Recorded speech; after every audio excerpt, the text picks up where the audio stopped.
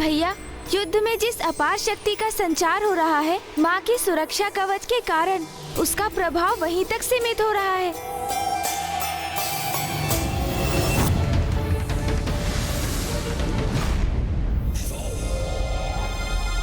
धिक्कार है इस असुर महायोद्धाओं को। एक तुच्छ नारी को रोकने में असमर्थ हो रहे हैं ये।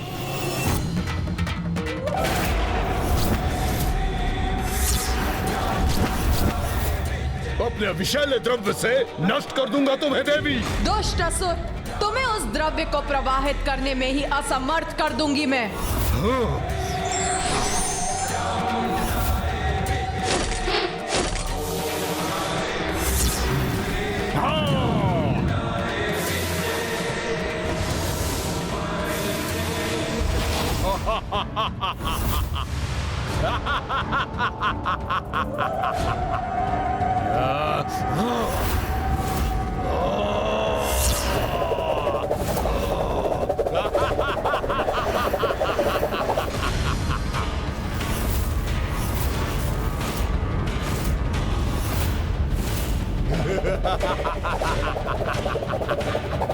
इतनी तीव्र गति से अपने दोनों मुख गतिमान करूंगा मैं कि तुम लक्ष्य साध नहीं सकोगी, किंतु मैं अपने घातक द्रव्य से तुम्हें भस्म करूंगा।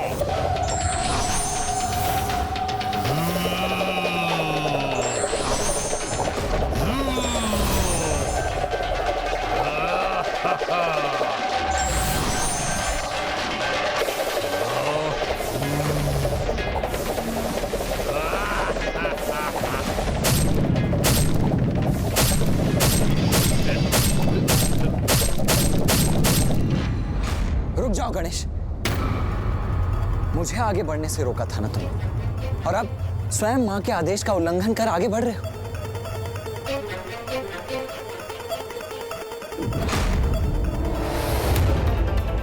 नहीं भैया, माँ का आदेश तो मैं कदापि नहीं भूला, किंतु हम इन दुष्टों के वध के उपाय माँ को बताना अवश्य भूल गए हैं।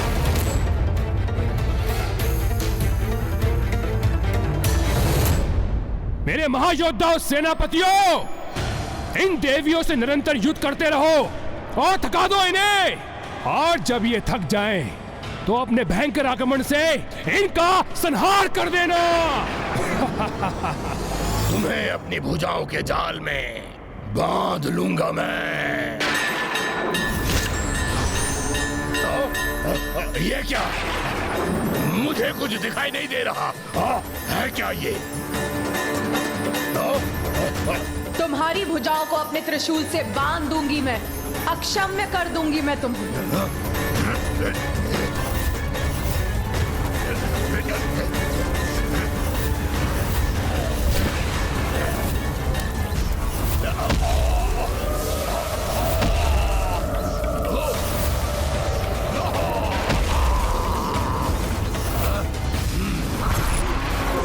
तुमने मुझे बांधा तो अवश्य है देवी, किंतु अभी भी मेरी ये भुजा शेष है।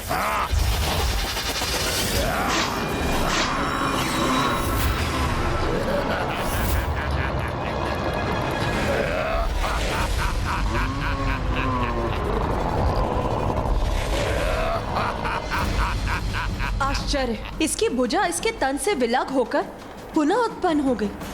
स्तब्ध रह गई ना तुम देवी, कुछ नहीं कर सकोगी मेरा, कुछ नहीं, कोई भी क्षति नहीं पहुंचा सकोगी मुझे। मुझे शीघ्र जाकर माँ को इनके वध का रहस्य बताना ही होगा, अन्यथा ये असुर ऐसे ही समय व्यर्थ करते रहेंगे और सूर्यास्त का समय हो जाएगा। किंतु प्रथम पूज्य गणेश जी, माता ने हम में से किसी को भी युद्ध भूमि में जाने और अस्त्र शस्त्र धारण करने से मना किया, तो फिर आप वहां कैसे जाएंगे?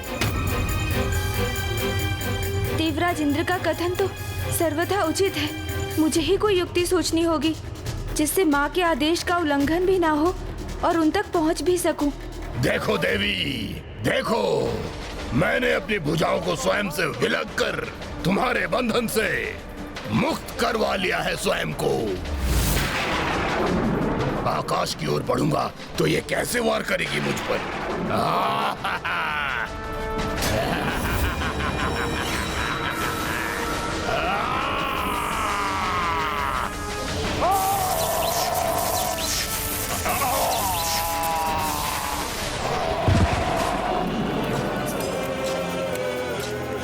देवियां, ये तुच्छ नारियां मेरे महायोद्धाओं पर भारी कैसे पड़ रही हैं? नारी की शक्ति का उचित परिचय प्राप्त हो रहा है इन दुष्टों को। ज्ञात हो रहा है इन्हें नारी का अपमान समाज और व्यक्ति दोनों के विनाश का कारक बनता है।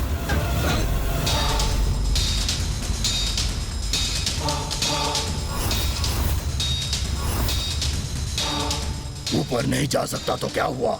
अब मेरी भुजाएं पुनः विकसित हो चुकी हैं, तो एक ही आक्रमण से अंत कर दूंगा इस देवी का।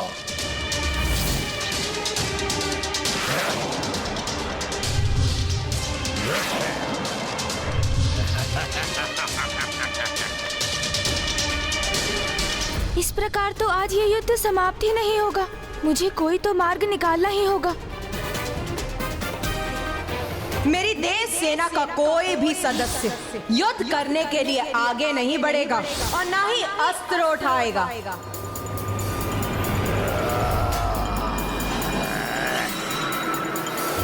माँ ने युद्ध के लिए युद्ध भूमि में हमारा प्रवेश वर्जित किया है, किंतु उन्हें सूचना देने, बिना अस्त्र शस्त्र धारण किए वहां प्रवेश करने पर तो कोई रोक नहीं है। गणेश!